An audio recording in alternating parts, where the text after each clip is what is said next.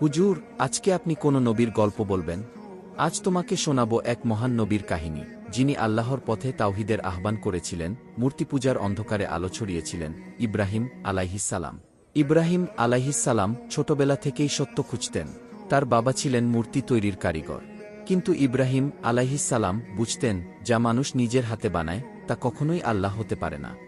এক রাতে তিনি আকাশের দিকে তাকিয়ে তারা দেখলেন। ভাবলেন, এটাই কি আমার রব? কিন্তু যখন তারা অস্ত গেল, বললেন, যা অস্ত যায় তা আমার রব হতে পারে না। তারপর চাঁদ দেখলেন, আবার সেটাও হারিয়ে গেল। শেষে সূর্যের দিকে তাকালেন, কিন্তু এটাও অস্ত গেল। তখন ঘোষণা করলেন, আমি তাদেরকে পছন্দ করি না যারা হারিয়ে যায়। আমি একমাত্র আল্লাহরই ইবাদত করব, যিনি সবকিছু সৃষ্টি করেছেন। একদিন শহরের সব লোক উৎসবে বেরিয়ে গেল।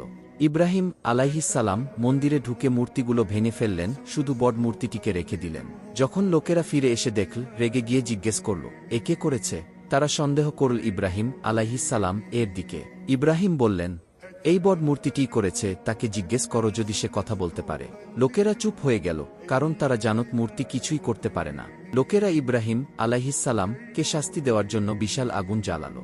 এত বড় আগুন যে কাছে যাওয়াও অসম্ভব ছিল। তারা মশাল দিয়ে আগুন জ্বালিয়ে তাকে এক বড় যন্ত্র দিয়ে ছুড়ে দিল। কিন্তু আল্লাহ হুকুম দিলেন, হে আগুন, তুমি ইব্রাহিমের জন্য শীতল ও শান্ত হয়ে যাও।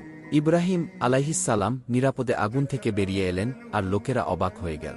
অবশেষে তিনি নিজের শহর ছেড়ে আল্লাহর পথে হিজরত করলেন। আল্লাহ তাকে বিভিন্ন স্থানে পাঠালেন তাওহীদের বার্তা পৌঁছে দিতে। আল্লাহ ইব্রাহিম আলাইহিসসালাম কে নির্দেশ দিলেন তার স্ত্রী হাজেরা আলাইহাসসালাম ও ছোট ছেলে ইসমাইল আলাইহিসসালাম কে এক নির্জন উপত্যকায় রেখে আসতে, যা পরবর্তীতে মক্কা হয়ে উঠবে। পানি ও খাবার শেষ হলে হাজেরা পাহাড়ে দৌড়াতে লাগলেন, প্রথমে সাফা, তারপর মারওয়া। বারবার দৌড়ালেন পানি খুঁজে পাওয়ার আশায়। তখন আল্লাহর রহমতে জমজম কূপ ফেটে বের হল, যা আজও মক্কার মানুষ পান করে। অনেক বছর পর আল্লাহ তাকে একটি কঠিন পরীক্ষা দিলেন। স্বপ্নে তিনি দেখলেন তার ছেলে ইসমাইল আলাইহিসসালাম কে কুরবানি করছেন। নবীর স্বপ্ন ওহী হয়, তাই তিনি জানতেন এটা আল্লাহর আদেশ। তিনি ছেলেকে বললেন, হে আমার প্রিয় সন্তান, আমি স্বপ্নে দেখেছি তোমাকে কুরবানি করছি। তুমি কি বলো?